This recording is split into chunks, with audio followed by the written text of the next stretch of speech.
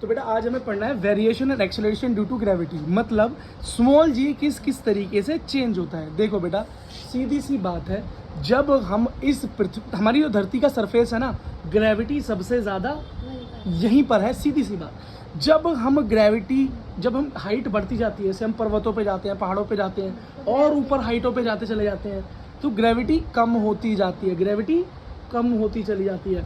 और जैसे ही हम धरती के नीचे जाने लगे तभी भी ग्रेविटी कम होने लगती है। तो मतलब जी जब हाइट इंक्रीज होती है तो ग्रेविटी डाउन होती है, और जब डेप्थ में जाते हैं, डेप्थ इंक्रीज होती है तभी भी तो भी डिक्रीज होती है। ठीक है बेटा, एक चीज़ और देखो जरा, एक इंपॉर्टेंट बात आपके लिए, जैसे अर्थ है, अर्थ के दो छोर होते हैं, पोल जिसे बोलते हैं नॉर्थ एंड साउथ।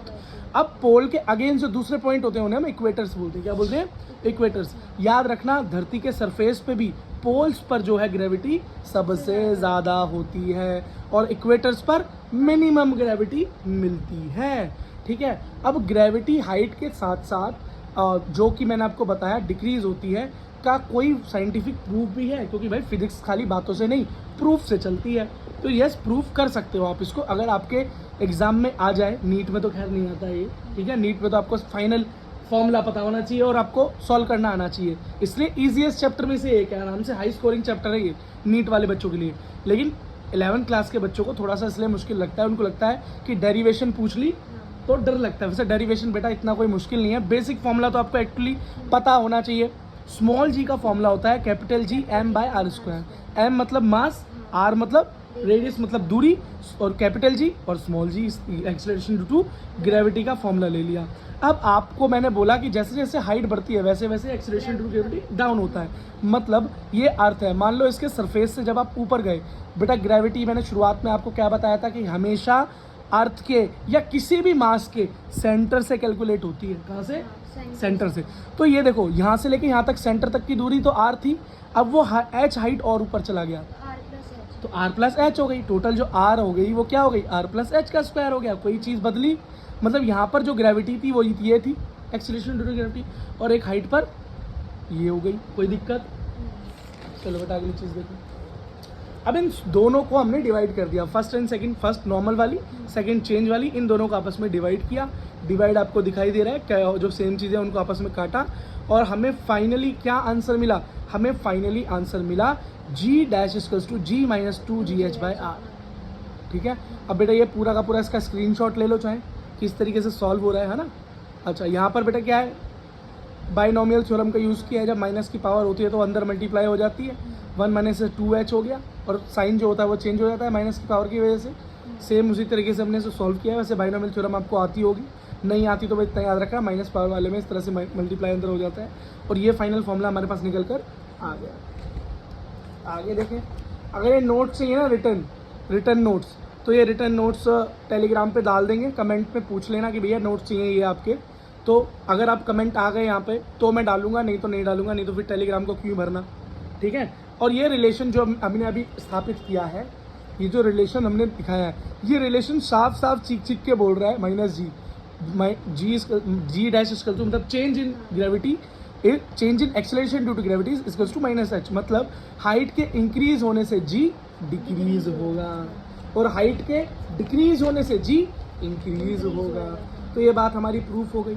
अब अगली चीज़, जब हम अर्थ के अंदर जाएं, मतलब अर्थ के नीचे जाएं, सरफेस के अंडर डेप्थ में जाएं, तभी मैंने क्या बोला? डिक्रीज होगा। वहाँ पर भी हमको ये इस तरह से फॉर्मूला लगा के प्रूव करना होता है। फाइनल कंक्लूजन तो तुम्हें पता है, पर किस चीज़ का यूज़ होता है ये देख लो, फॉर्मूला क्या यूज़ होता है। क्योंकि अब अंदर जा रहे हैं किसी के, तो मास और डेंसिटी का यूज़ होगा। अर्थ के अंदर जा रहे हैं तो मास और डेंसिटी का रिलेशन क्या होता है? Mass equals to volume into density. ठीक है, या मास पर यूनिट वॉल्यूम होता है। डेंसिटी का फॉर्मूला आप ऐसे याद कर सकते हो, मास पर यूनिट वॉल्यूम। कुछ भी याद कर लो, तुमको एक फाइनली रिलेशन पता होना चाहिए। 4/3 पाई r³। ठीक है, वॉल्यूम का फॉर्मूला होता है स्फीयर की 4/3 पाई r³। r मतलब रेडियस, तो r का क्यूब, डेंसिटी रो। बात समझ में आ गई? ओके, अब हम कहाँ जा रहे हैं? अर्थ के सरफेस के नीचे जा रहे हैं। सरफेस पर क्या होगा? g equals to g mm/r² normal. नीचे क्या होगा? नीचे होगा इस रेडियस से कुछ हाइट नीचे चले गए तो r में से माइनस हो जाएगा, तो g equals to g mm। ये हो गया फर्स्ट, ये हो गया सेकंड। सेम वही प्रोसेस फॉलो होगा। बस याद रखना यहाँ पर, वहाँ पर तो फॉर्मूले के अंदर हमने कोई भी मतलब मास की जगह फॉर्मूला नहीं लगाया था ना, लेकिन यहाँ पर मास का फॉर्मूला क्या होगा? Volume into density. Volume is 4/3 pi r³ into rho, और यहाँ पर हम इस बारी फॉर्मूला लगाएंगे, ठीक है, फॉर्मूला लगाएंगे, फर्स्ट वाले में भी लगाएंगे और सेकंड वाले में भी लगाएंगे। और फॉर्मूला निकालने के बाद हमारा क्या बना, जी डैश बना ये, ठीक है, ये एम की जगह आया ये सब कुछ। बात समझ में आ गई ना, एम कैसे निकाला, ऐसे निकाला। और जो नॉर्मल फर्स्ट इक्वेशन थी वो भी हमारी ये बन जाएगी, G M by R square, G into M, ये रहा पूरा आर स्क्वायर। अब इन दोनों को आपस में काटना, ठीक है, अब इन दोनों को आपस में डिवाइड किया, सब कुछ कट कर रह गया। हमारे पास फाइनल आंसर क्या आता है, g dash equals to g minus g h by r. Same relation, same to same relation जो हमारा हाइट पर आया था, जो कि ये बताता है कि यस, ये क्लियरली इंडिकेट कर रहा है कि अगर हाइट इंक्रीज मतलब डिक्रीज भी होती है तो मेरी जी पे नेगेटिव इम्पैक्ट पड़ता है, ठीक है। मतलब हम नीचे जा रहे हो धरती के, तभी भी आपकी gravity, acceleration due to gravity क्या होगा, कम होगा।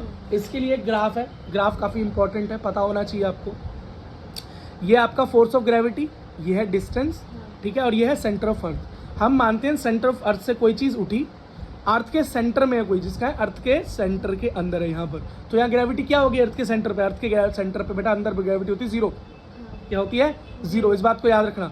फिर जैसे जैसे आप सरफेस की तरफ जाओगे, तो अभी हम क्या पढ़ कर आए हैं कि ग्रेविटी सबसे ज़्यादा कहाँ सरफेस पे होती है। तो आप जब अब सेंटर पे जीरो, अब यहाँ से सरफेस की तरफ जाओगे तो ग्रेविटी क्या होगी, बढ़ेगी, फोर्स ऑफ ग्रेविटी क्या होगी, बढ़ेगी। डिस्टेंस जैसे जैसे आप कवर कर रहे हो वैसे वैसे ग्रेविटी बढ़ रही है। देखो अर्थ के सरफेस से जैसे जैसे रेडियस बढ़ रही है, ग्रेविटी इंक्रीज हो रही है। अर्थ के सरफेस पे मैक्सिमम ग्रेविटी, अब जब इस अर्थ के सरफेस से भी ऊपर जाने लगोगे तो अब नेगेटिव, अब क्या होगा, अब डिक्रीज होने लगेगी ग्रेविटी, लेकिन हाइट तो बढ़ी रही है, यस। तो यहाँ पर क्या होगा, यहाँ पर डायरेक्ट था, रेडियस के साथ यहाँ पर इनवर्स प्रोपोर्शनल हो जाएगा। कब, जब अर्थ के सरफेस से ऊपर जाने लगेंगे तो फिर अब ग्रेविटी क्या है, फोर्स ऑफ ग्रेविटी गिरने लगेगा डिस्टेंस के बढ़ने के हिसाब से। तो आई थिंक आपको ये आराम से समझ में आ गया होगा। कोई दिक्कत, कोई दिक्कत नहीं है, ठीक है। अब भैया एक चीज़ और समझ लो, ग्रेविटेशनल पोटेंशियल, इसका क्या मतलब है, it is the property of a location, it is defined as the work done in bringing unit mass M from infinity to a point of observation without acceleration. इसका मतलब है कि ग्रेविटेशनल पोटेंशियल का मतलब है किसी भी पर्टिकुलर सरफेस पे, किसी भी एक जगह के बारे में हम बात कर रहे हैं, अर्थ पे कोई भी एक पॉइंट है, उस पॉइंट के ऊपर उसके ऊपर कितनी जान है कि वो किसी मास को, किसी भी एक यूनिट मास मतलब 1 किलो मान लो, 1 किलो को अपनी तरफ खींच लेता है। ग्रेविटी से खींचता है ना चीज़ को अपनी तरफ, तो अपनी तरफ खींचने में जो उसकी शक्ति लगती है, इन्फिनिटी मतलब किसी भी एक पॉइंट से अपनी तरफ किसी चीज़ को ग्रेविटी की मदद से खींचकर जब वो अपने पास ले आता है, उसके अंदर जो उसकी शक्ति लगती है उसी को हम ग्रेविटेशनल पोटेंशियल कहते हैं। कुछ नहीं, ठीक है। इसका फॉर्मूला है W इक्वल्स टू M, मतलब कितना वर्क किया, अट्रैक्ट करके अपने पास ले आता है, अट्रैक्ट करके अपने पास ले आता है, ठीक है। कि मतलब V ग्रेविटेशनल पोटेंशियल कितना है, वर्क यूनिट मास, मतलब कितना काम किया एक यूनिट मास को अपने तक लाने के लिए, ये है।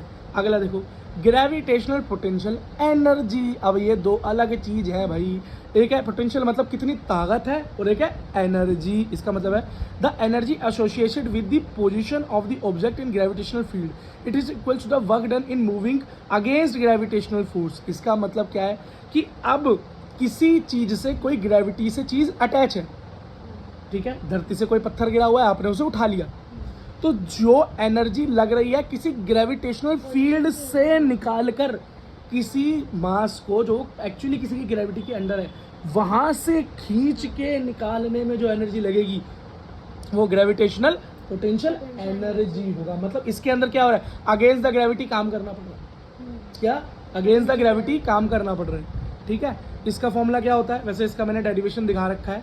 वर्क का फॉर्मूला क्या होता है, फोर्स इनटू डिस्प्लेसमेंट, ठीक है, और छोटा वर्क क्या होगा, dw dx, स्मॉल डिस्प्लेसमेंट। अब बेटा जिसको नहीं आता है